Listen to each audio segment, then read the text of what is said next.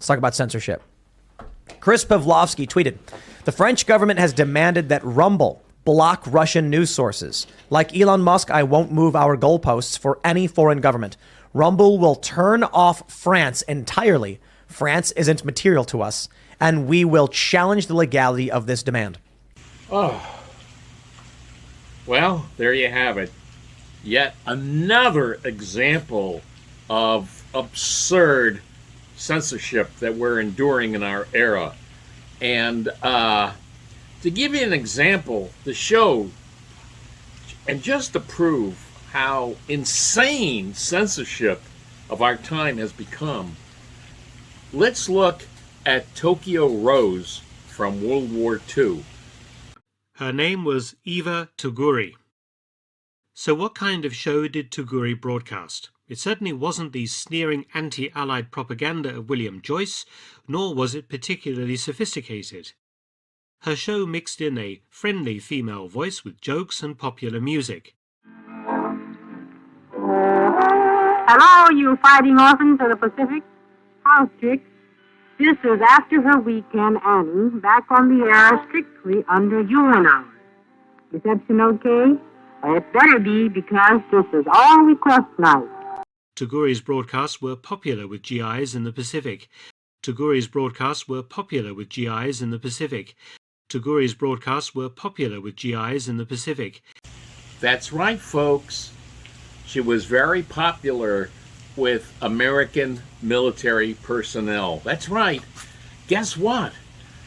The American military and the government had no problem with American military personnel listening to Tokyo Rose. And they didn't have to do it on their own radios. It was coming aboard the shipboard system radios. So, and guess what? No known case of any person in the American military in the Pacific that was the least bit influenced by the misinformation, as we call it nowadays, from Tokyo Rose. They weren't influenced. And yet nowadays, they're so worried that people have such weak minds, they can be influenced by what the censors call misinformation. Oh, and by the way, not just the Pacific, in the European theater, the American military and the British, and as well as the U.S. and the British governments allow the servicemen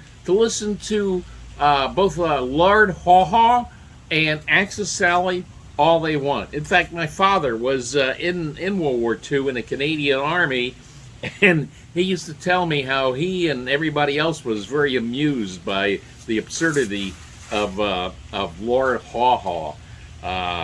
So nobody was influenced. Is there a case of where some military personnel defected to the Axis powers by listening to either Axis Sally or Lord Haw-Haw? Of course not. It's ridiculous. Yet we're not even at war with Russia, and we're banning RT and Sputnik. YouTube has banned them. YouTube has banned them, as if they could have. Our minds are so weak they could be influenced by this. It's absolutely absurd. And you know what?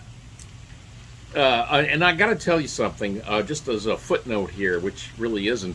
It turns out Tokyo Rose was an American born in Los Angeles. She got stuck in Japan in 1941 while visiting some relatives there in Japan. She wanted to come back to the States, but unfortunately after Pearl Harbor, couldn't do it.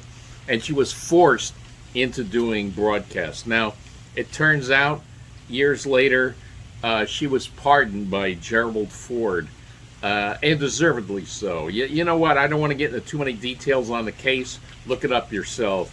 But one great service Tokyo Rose has performed for all of us is by demonstrating from the grave just the absolute absurdity of this over-the-top censorship of 2022.